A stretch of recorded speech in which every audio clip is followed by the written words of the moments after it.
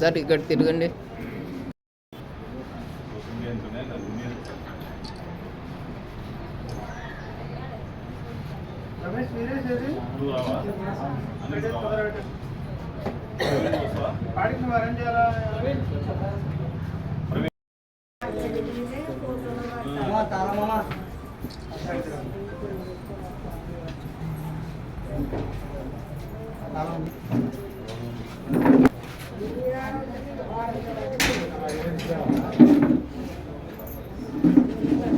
రాడు పెద్ద మధ్యలో రాడు అప్పుడు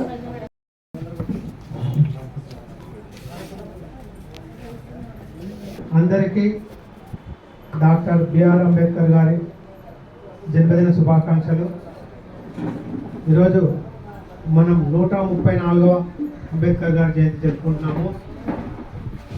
అంబేద్కర్ గారి గురించి ప్రత్యేకంగా చెప్పాల్సిన అవసరం లేదు, అందరికీ తెలిసిన విషయమే. చిన్నప్పటి నుండి కూడా ఆయన చనిపోయే వరకు పోరాడుతూనే ఉన్నాడు. వ్యవస్థకు వ్యతిరేకంగా పోరాడాడు, చదువు కోసం పోరాడాడు, బతుకు కోసం పోరాడాడు, జీవితం కోసం కూడా పోరాడాడు. అలాగే తన తోటి కులస్తుల ఉన్నతి కోసం కూడా పోరాడాడు. మనకంతా తెలుసు. ఇప్పుడు కూడా కొన్ని చిన్న కులాలంటే చిన్న చూపు ఇప్పటికి కూడా ఉంది. అప్పుడు స్వాతంత్రం రాకముందు ఎట్టుందో మనకు మనం ఊహించుకోగలం. సో చదువుకునే సమయంలోనే స్కూళ్ళ దగ్గర నుండే స్టార్ట్ అయింది అనమాట. అంటే నీళ్లు తాగే విషయంలో కానీ, కూర్చునే విషయంలో కానీ, చదువు నేర్చుకునే విషయంలో కానీ, ఉన్నత వర్గ వాళ్ళు ముందర కూర్చోవడము, చిన్న వర్గాల వాళ్ళని ఎంపిక కింద కూర్చోబెట్టడం. అనుకుంటారా బానిసలుగా మెలిగిపోతారా? మీ ఓటు నమ్ముకుంటారా బానిసలుగా ఉంటారా? సో ఇప్పుడు సమయం సందర్భం వచ్చింది కాబట్టి మన ఓటు హక్కును మనము సద్వినియోగం చేసుకోవాలి. మనకు మేలు చేసే వారికి వేయాలా, వ్యవస్థకు మేలు చేసే వారికి వేయాలా. కనుక ఖచ్చితంగా అందరూ మీ ఓటు హక్కును వినియోగించుకోండి. అంబేద్కర్ గారి యొక్క హక్కులను సాధించుకునేందుకు ప్రయత్నం చేయండి. అలాగే రాజ్యాంగ పరంగా మనకున్న బాధ్యతలను కూడా మనం నెరవేర్చాలి. అందరికీ మరొకసారి అంబేద్కర్ గారి జయంతి శుభాకాంక్షలు తెలుపుతూ సెలవు తీసుకుంటున్నాను. ఇప్పుడు మన వాళ్ళు అంబేద్కర్ గారి గురించి మాట్లాడతారు. మొదటగా శ్రీకాంత్. రాజ్యాంగంలో దళితులకు కావాల్సిన హక్కులు ఏవైతే ఉన్నాయో అవన్నీ చేర్చగలిగాడు. సో ఆయన పడిన కష్టం మనం పడకూడదని ఆ హక్కులు మన వరకు చేర్చాడు. కానీ మనం హక్కులు పూర్తిగా వినియోగించుకుంటున్నామంటే లేదు, మన హక్కులు మనం ఇంకా పూర్తిగా వినియోగించుకోవడం లేదు. ఈరోజు అంబేద్కర్ గారి జయంతి సందర్భంగా అందరూ విచ్చేసిన పెద్దలందరికీ మరి సభలో ఉన్న వాళ్ళందరికీ ధన్యవాదాలు.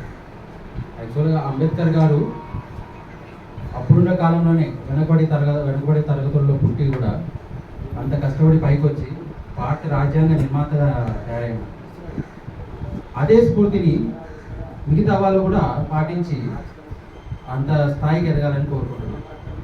అంబేద్కర్ గారు వెనుకబడి తరగతుల కోసం అప్పుడు అంత పరిస్థితులు ఉన్నా కూడా అంత స్థాయిలో కూడా కష్టపడి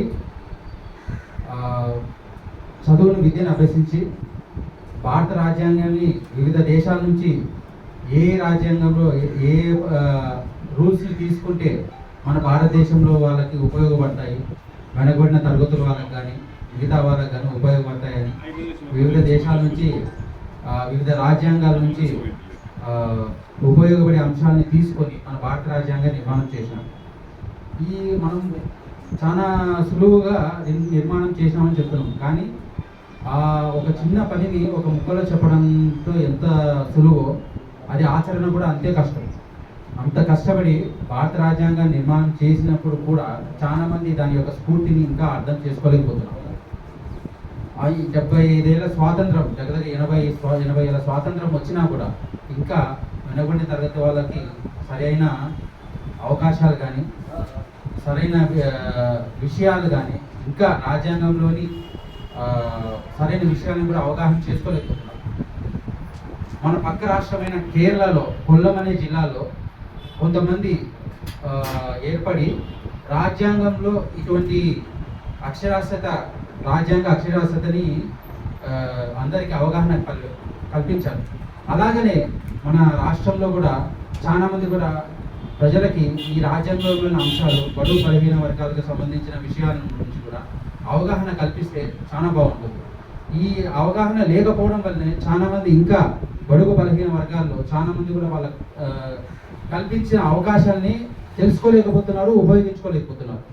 కావున అందరూ వాళ్ళ అవకాశాన్ని కానీ కల్పించిన విలువలను కానీ తెలుసుకొని అందరూ పైకి వస్తారని చెప్పి కోరుకుంటూ ఈ అవకాశం నాకు ఇచ్చిన పెద్దలందరికీ ధన్యవాదాలు చెప్తున్నాను. సర్పంచ్ మేడం గారికి, ఈఓ సార్ గారికి, ఆంధ్రయ్య సార్కి, వార్డు మెంబర్స్కి, నా తోటి సచివాలయ ఉద్యోగులకు, అలాగే గ్రామ పంచాయతీ కార్మికులకు అందరికీ నమస్కారం. ఆయన జీవితమే మనకి ఒక పాఠం. ఆయన చేసిన దాంట్లో మనం ఒక 5 నుంచి 10% చేసిన ఇప్పుడున్న ప్రజెంట్ సిచ్యువేషన్లో మనం ఖచ్చితంగా సక్సెస్ అవుతాం అన్నమాట. ఆయన అంత